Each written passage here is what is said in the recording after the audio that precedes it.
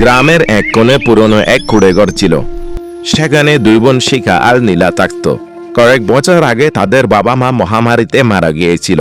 তারা চলে যাওয়ার পর দুই বোন একজন অপরের বসা ছিল। একদিন নীলা বাজার থেকে ফিরছিল। হাতে ছিল একটি বাজারের ব্যাগ। এখন তুই এসেছিস নীলা, সূর্য মাথার উপরে উঠে গেছে আর তুই এতক্ষণ বাজারে ঘুরে বেড়াচ্ছিস। দিদি, আমি তাড়াতাড়ি আসতে চেয়েছিলাম, কিন্তু রাস্তার মাঝে রমেলা কাকির গরুটা জোপে আটকে গেছিল। ওইটা ছাড়তে কিছুক্ষণ সময় লেগেছিল। তোর কি হবে? তোকে তো সবাইকে সাহায্য করার জন্য ঘুরে বেড়াতে হবে। খেতে পারস বা নাই পারস, তোকে তো সবাইকে সাহায্য করতেই হবে। দিদি, তুমি রাগ করো কেন?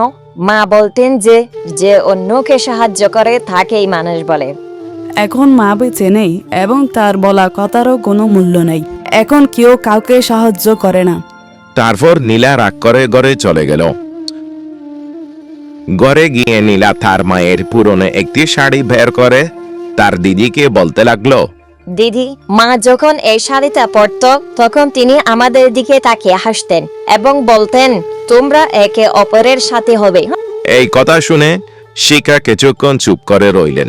তারপর বলতে লাগলেন, আমি তোর জন্য কঠোর নীলা, কারণ তোর যদি কখনো কিছু হয়ে যায় তাই আমি ভয় পাই। এই পৃথিবী আমার কাছ থেকে সবকিছু কেড়ে নিয়েছে। আমি তোকে হারাতে চাই না। আমি চাই না তুইও আমার মতো দুর্বল হয়ে পড়স। তাই আমি তোকে শক্তিশালী করছি।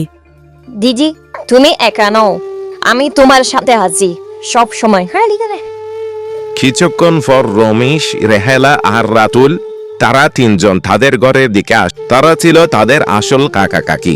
কেমন আছো আমার বাচ্চারা? তোমরা ভালো আছো তো? ভাইয়া আর বাড়ি চলে যাওয়ার পর তোমরা নিশ্চয়ই খুব কষ্টে জীবনযাপন করছো। আমরা ভালো আছি কাকা। এখন আমাদের যা আছে তাতে আমরা খুশি। তোমরা আরো খুশি থাকবে। তোমরা তোমাদের জমির অংশ আমাদেরকে দিয়ে দাও, তাহলে আমরা তোমাদেরকে আমাদের সাথে থাকতে দিতাম। আমাদের কারোর দরকার নাই। আমরা আমাদের বাবা মায়ের রেখে যাওয়া জিনিস কাউকে দেব না।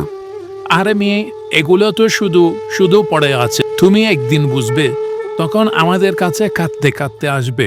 পরের দিন সকালে শিখা আর নীলা তারা দুই বোন একসাথে তাদের জমি দেখতে যায়, যেখানে দুই বোন কঠোর পরিশ্রম করে কিছু সবজি চাষ করেছিল। না, তাদের জমিতে তারা কিছুক্ষণ সময় কাটালো।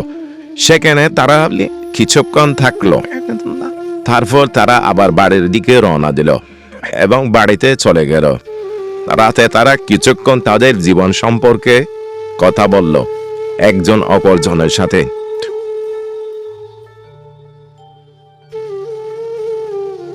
পরের দিন সকালে তারা আবার তাদের জমিতে গেল।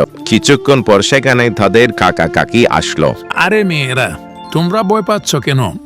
আমরা তোমাদেরকে সাহায্য করতে চাই, শুধু তোমাদের পক্ষে একা এগুলো দেখাশোনা করা সম্ভব নয়। কাকা, আমাদের আপনাদেরকে কোনো সাহায্যের প্রয়োজন নেই। এটা আমাদের বাবা মায়ের একমাত্র সম্পদ। এগুলো আমরা কাউকে দিব না। আরে মেয়ে, এগুলা আমাদের আর তোমাদের। লাতুরের দাদা এগুলা তোমাদের বাবা এবং তোমার কাকা তারা দুই ভাইকে দিয়েছিল, কিন্তু তোমার বাবা হয়তো তার শেষ সময় এটা তোমাদেরকে বলতে ভুলে গেছিল। এখন কেন এই শত্রুতা? শত্রুতা তখন শুরু হয়েছিল আপনারা যখন মনে করেছিলেন আমরা একা এবং আমাদের সম্পদের দিকে নজর দিয়েছিলেন। ভেবেছিলেন আমাদের সম্পদ নিয়ে নেবেন। আমাদের সম্পদের দিকে নজর দিলে ভালো হবে না। কিন্তু ঠিক আছে, আমরা চলে যাচ্ছি।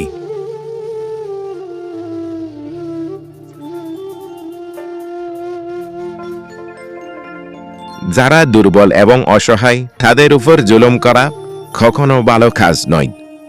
যারা দুর্বল তাদেরকে সবসময় সাহায্য করুন। তাদের উপর নির্যাতন করবেন না। দুর্বল বলে তাদের সম্পদ আত্মসাৎ করবেন না।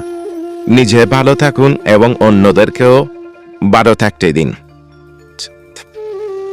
গল্পটি ভালো লাগলে অবশ্যই লাইক, কমেন্ট, শেয়ার করবেন এবং চ্যানেলটি সাবস্ক্রাইব করে আমাদের চ্যানেলের সাথেই থাকবেন।